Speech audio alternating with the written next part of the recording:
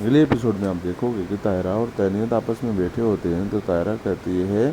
کہ مرتضیٰ تم سے بہت پیار کرتا ہے اور تم بھی اس کے دل میں محبت پیدا کرنے کی کوشش کرو۔ تو ایسے میں تہنیت کہتی ہے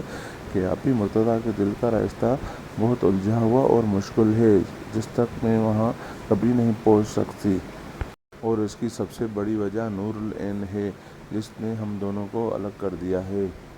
تو ایسے میں طاہرہ تہنیت کو کہتی ہے کہ محبت کچھ بھی کر سکتی ہے، تم کوشش تو کر کے دیکھو، دیکھنا تم دونوں پھر سے ایک ہو جاؤ گے۔ اگر آپ اگلے سین میں دیکھو گے کہ امیر احسان مرتضیٰ کو اپنے روم میں بلاتا ہے اور اسے کہتا ہے کہ میں نے تمہارے 6 مہینوں کا ریویو کر لیا ہے اور تمہاری پرفارمنس اتنی اچھی نہیں رہی اور تم نے بہت سارے پروموشن بھی لیے ہیں، تمہارا دھیان کہاں رہتا تھا؟ میں ہواؤں کے رخ کو سمجھنے میں غلطی نہیں کرتا، مجھے پتا ہے تم نے کیا کیا کی ہیں پچھلے 6 مہینوں میں۔ تو مرتضیٰ امیر احسان کی یہ بات سن کر حیران ہو جاتا ہے اور کہتا ہے کہ آپ اپنی غلطیاں کا بوجھ مجھ پر نہ ڈالیں، یہ سب آپ کی غلطیاں ہیں، آپ نے انکمپیٹنٹ بندے ہائر کر کے کمپنی کی پرفارمنس خود لو کی ہے۔ تو ایسے میں امیر احسان کہتا ہے کہ ڈونٹ کراس لمٹس، اپنی حدیں پار نہ کرو، تم مجھے مت سمجھاؤ کہ میں کیا کرنے والا ہوں اور کیا کر سکتا ہوں اور کیا صحیح ہے اور کیا غلط ہے، مجھے سب پتا ہے کہ تمہاری پہلے پرفارمنس کیوں لو رہی ہے اور اب کیوں لو ہے، تمہاری نور العین کے ساتھ کیا رشتہ ہے یہ بھی میں جانتا ہوں، تم لوگ کیا کیا کرتے ہو یہ بھی مجھے سب پتا ہے۔ ایسے میں مرتضیٰ کو غصہ آ جاتا ہے اور امیر احسان کو کہتا ہے کہ سر انف از انف، آپ نے بہت الزام لگا لیے، میرے اور نور العین کے بیچ میں ایسا کچھ بھی نہیں ہے، وہ میری کزن ہے، ہمارے بیچ میں ایسا کچھ بھی نہیں ہے، آپ کو ضرور کچھ غلط فہمی ہوئی ہے۔ تو ایسے میں مرتضیٰ یہ کہہ کر باہر چلا جاتا ہے۔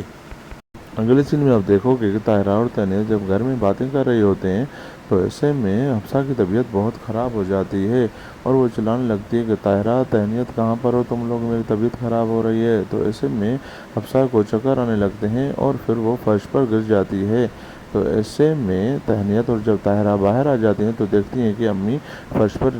گری ہوئی ہیں، تو ایسے میں وہ فوراً چلانے لگتی ہیں اور ہاسپٹل اس کو ایڈمٹ کرنے کے لیے لے کر جاتے ہیں۔ پھر آخری سین میں آپ دیکھو گے کہ نور العین اور امیر احسان جب فون پر بات کر رہے ہوتے ہیں تو وسیم بھی دروازے کے باہر کھڑے ہو کر یہ باتیں سن رہا ہوتا ہے۔ تو نور امیر احسان کو کہتی ہے کہ میں نے تمہاری بہت سی الزام برداشت کر لی، اب میں ایک اور الزام برداشت نہیں کروں گی، میرا کوئی بھی رشتہ نہیں ہے مرتضیٰ کے ساتھ، تمہیں غلط فہمیاں ہو رہی ہیں۔ تو یہ بات سن کر وسیم بے ہوش ہو کر گر پڑتا ہے۔ پھر نور العین اپنے بابا کی یہ حالت دیکھ کر چلانے لگتی ہے اور پھر ان کو فوراً ہاسپٹل لے کر جاتے ہیں۔